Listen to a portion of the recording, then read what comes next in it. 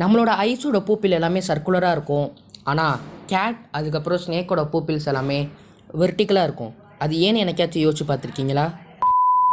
பூப்பில்ஸோட ஃபங்க்ஷனே லைட்டை அப்சர்வ் பண்ணுறது தான். அதாவது பிரைட்டான சரௌண்டிங்கில் பூப்பிலோட சைஸ் வந்துட்டு கம்மியாக இருக்கும்.